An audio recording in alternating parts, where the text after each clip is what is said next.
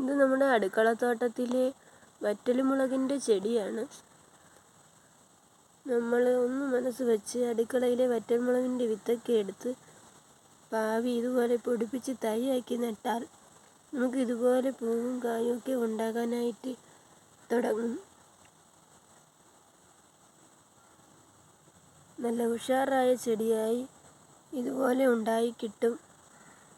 എല്ലാ വീട്ടമ്മമാരും എല്ലാവരും അടുക്കളത്തോട്ടത്തിൽ ഇതുപോലെ മുളകിൻ്റെ തൈയൊക്കെ നട്ടുപിടിപ്പിച്ചാൽ നമുക്ക് ആവശ്യത്തിനുള്ള മുളക് ഇതിൽ നിന്നും പറിച്ചെടുക്കാനായിട്ട് സാധിക്കും. ഇതാണ് നമ്മുടെ കുഞ്ഞു വറ്റൽമുളകിൻ്റെ ചെടി. ഇത്രയും ചെടിയിലാണ് നമുക്ക് പൂവൊക്കെ ഉണ്ടായി കിട്ടിയിരിക്കുന്നത്. എല്ലാവരും ഇതുപോലെയൊക്കെ ഒന്ന് ചെയ്തു നോക്കണേ. എല്ലാവർക്കും നന്ദി.